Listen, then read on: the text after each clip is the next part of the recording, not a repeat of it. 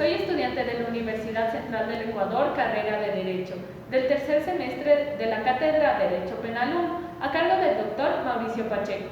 Y a continuación analizaremos un caso práctico a través de la teoría del delito para verificar si cumple con los supuestos del artículo 18 del Código Orgánico Integral Penal, es decir, que la conducta sea típica, antijurídica y culpable. A continuación el caso. Consiste en que Fabio, hijo de Eduardo, es secuestrado por un grupo de narcotraficantes quienes exigen para su liberación que transporte un vehículo lleno de sustancias sujetas a fiscalización. Eduardo decide hacerlo y no comunica de este hecho a la policía. En el momento en el que llega a su destino, Tulcán es receptado por la Interpol y a su vez acusado por fiscalía. A continuación analizaremos la conducta de Eduardo. Para poder enmarcarnos dentro de la teoría del delito, en primer lugar debemos verificar el tipo penal, el cual se encuentra tipificado dentro del artículo 220 del Código Orgánico Integral Penal, el tráfico ilícito de sustancias sujetas a fiscalización, el cual manifiesta que la persona que venda, oferte, pero el verbo rector más importante dentro de este caso es que transporte sustancias sujetas a fiscalización, será sancionado con pena privativa de libertad dependiendo de la escala. En mínima escala de 1 a 3 años, en mediana escala de 3 a 5 años, en alta escala de 5 a 7 años y en gran escala de 10 a 13 años. A continuación, analizaremos el primer elemento de la teoría del delito, que es la conducta. La conducta de Eduardo consiste básicamente en transportar un vehículo lleno de sustancias estupefacientes. Es penalmente relevante debido a que el artículo 22 del Código Orgánico Integral Penal establece que son conductas penalmente relevantes aquellas que causan resultados lesivos, descriptibles o demostrables, o ponen en peligro un bien jurídico protegido. Y es evidente que la conducta de Eduardo pone en peligro la salud, así como también el buen vivir. A su vez, debemos analizar los elementos de la acción, el elemento objetivo y el elemento subjetivo. El elemento objetivo está comprendido tanto por el movimiento corporal como por el resultado. El movimiento corporal es aquel que realiza el sujeto activo para conseguir un fin determinado, y en este caso Eduardo comienza a manejar el vehículo. Con respecto al resultado, debemos mencionar que este constituye un delito de mera actividad, es decir, que no se produce un resultado lesivo, descriptible o demostrable, es decir, que el delito se configura únicamente con el cometimiento de la conducta. Posterior a ello tenemos al elemento subjetivo. Este consiste en la finalidad. La finalidad de Eduardo es básicamente que el camión llegue a su destino. Debemos enmarcarnos ahora dentro de las fases de la acción, la fase interna, así como también la fase externa. Dentro de la fase interna debemos mencionar que esta es la que ocurre en el pensamiento del sujeto activo y está comprendida por 3 puntos. El primero es la determinación de un fin, el segundo es la selección de medios idóneos y el tercero es la ponderación de los efectos que ocurrirán. Con respecto al primero, debemos tomar en cuenta que Eduardo se propone el fin de que el camión llegue a su destino, es por eso que selecciona el medio idóneo, es decir, el vehículo, y pondera cuáles serán los efectos. O bien llega a su destino o bien será receptado por la Interpol, lo cual ocurre en este caso. Posterior a ello tenemos a la fase externa. La fase externa es básicamente la que le importa al derecho penal y está comprendida por la ejecución, es decir, Eduardo comienza a manejar el vehículo y procura que se ocasione el resultado. Sin embargo, debemos recalcar que este constituye un delito de mera actividad, por ende no se dará un resultado lesivo. A continuación tenemos a los casos de falta de acción por ausencia de voluntad. Está comprendido por 3 puntos: la fuerza irresistible, los movimientos reflejos y el estado de plena inconsciencia. Con respecto al primero, debemos mencionar que la fuerza irresistible es un factor que viene dado por el mundo exterior, pero esta fuerza debe ser capaz de anular la voluntad del sujeto activo, es decir, que no tenía ninguna otra opción. Esto no se puede enmarcar dentro del caso de Eduardo. ¿Por qué? Porque la fuerza irresistible se refiere principalmente a la fuerza física, y es evidente que sobre Eduardo no se está dando ninguno. Lo único que podemos enmarcar dentro de este caso es la fuerza resistible, que se establece dentro del artículo 42, numeral 5 del Código Orgánico Integral Penal, estableciéndolo como un atenuante de la infracción. ¿Por qué? Porque Eduardo está actuando bajo amenaza o más bien bajo un temor. Es evidente que no se produce ningún movimiento reflejo y mucho menos se está dando un estado de plena inconsciencia por parte de Eduardo. A continuación debemos analizar la tipicidad. La tipicidad es básicamente la individualización de la conducta prohibida por la ley. Debemos enmarcarnos dentro del sujeto activo, que es Eduardo, el sujeto pasivo, que es la sociedad ecuatoriana. La conducta de Eduardo es básicamente transportar un vehículo lleno de sustancias estupefacientes.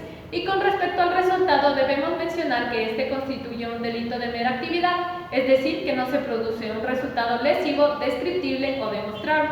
Es por eso que tampoco podremos analizar la relación de causalidad, puesto que no se produce el resultado y no podremos utilizar la teoría de equivalencia de las causas. Posterior a ello tenemos al tipo objetivo. El tipo objetivo está básicamente constituido por la creación de un riesgo jurídicamente no permitido, que el resultado sea producto del riesgo jurídicamente no permitido y que el resultado esté dentro del ámbito de protección de la norma. Con respecto al primero, podemos evidenciar que la conducta de Eduardo sí crea un riesgo jurídicamente no permitido, puesto que en el artículo 38 de la Ley de Estupefacientes y Psicotrópicos manifiesta que ninguna persona puede tener en sí o en sitio alguno sustancias estupefacientes sin una autorización legal o sin receta médica con el ánimo de traficar de ellos. Y es evidente que Eduardo realiza esta conducta, puesto que él no quiere consumir las sustancias estupefacientes, y esto se podría analizar a través de un resultado de un examen toxicológico. Posterior a ello, debemos analizar el tipo subjetivo. El tipo subjetivo está básicamente constituido por el dolo y la culpa. El dolo está constituido por el conocimiento y por la voluntad. El conocimiento por parte de Eduardo de que su conducta constituye un tipo penal y la voluntad de realizar el tipo penal. Aquí no podemos establecer la voluntad de realizar un resultado, puesto que no se va a producir ninguno. Y posterior a ello tenemos la culpa. No podemos enmarcar el caso de Eduardo dentro de la culpa porque él no tiene ningún deber objetivo de cuidado y por ende no lo está infringiendo. Para continuar con el presente estudio debemos mencionar a la antijuridicidad.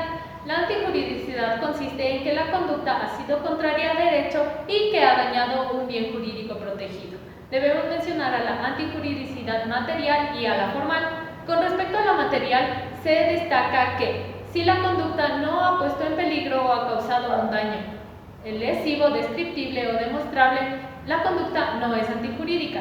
En este punto debemos mencionar que la conducta de Eduardo ha puesto en peligro a la salud y por ende al buen vivir.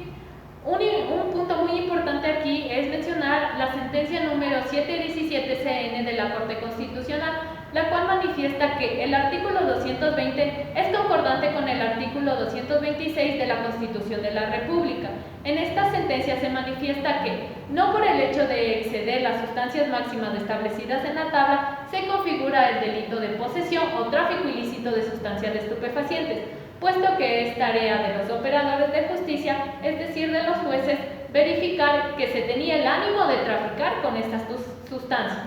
Y es evidente que Eduardo no tenía el ánimo de consumir estas sustancias y esto se lo podría verificar a través de un examen toxicológico.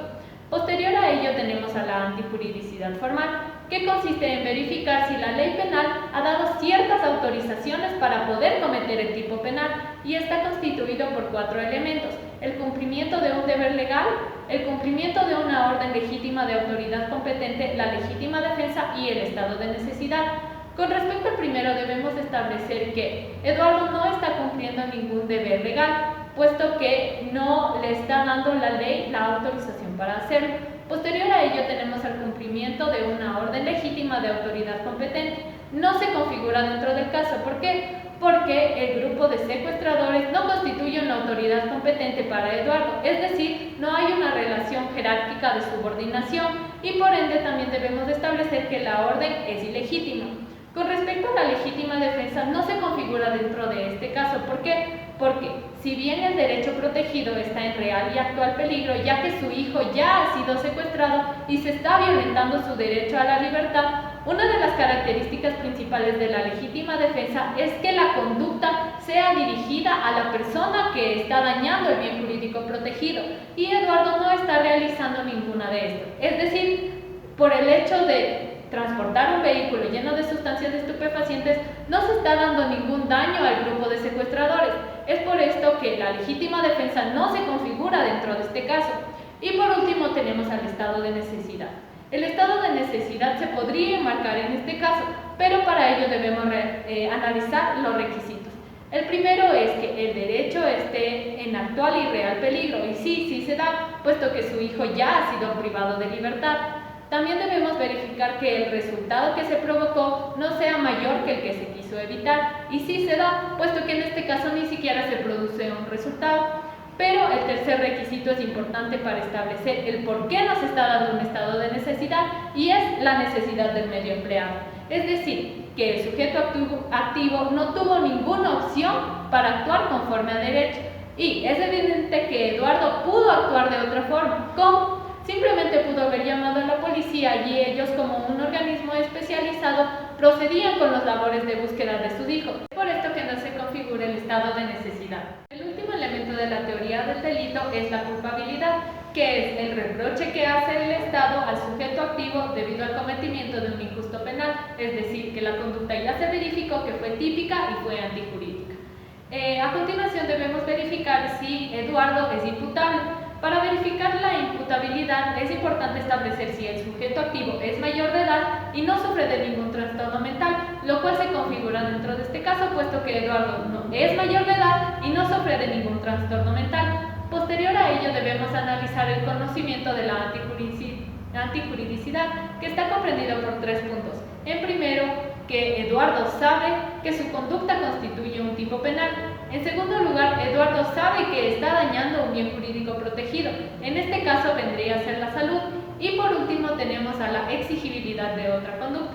Este punto es clave para poder entender este caso. ¿Por qué? Porque Eduardo simplemente pudo haber llamado a la policía y ellos, como un organismo especializado, buscar a su hijo para así proteger su derecho de libertad. Y por último tenemos a la coacción, tanto física como psicológica. En el caso de que se dé la coacción física, la conducta se excluye de las conductas penalmente relevantes, pero dentro de este caso no se configura. Lo único que podemos establecer dentro de este caso es la coacción psicológica, que se encuentra dentro del artículo 45, numeral 2 del Código Orgánico Integral Penal como un atenuante. A continuación debemos analizar la autoría, en la cual se puede establecer que Eduardo es el autor. ¿Por qué? Porque él maneja el curso causal del hecho y es capaz de suspenderlo o cancelarlo. Como conclusión, podemos establecer que Eduardo es culpable por el delito establecido en el artículo 220 del Código Orgánico Integral Penal, el tráfico ilícito de sustancias sujetas a fiscalización. Y dentro de este caso, lo único que se puede dar es una circunstancia atenuante de la infracción. Gracias.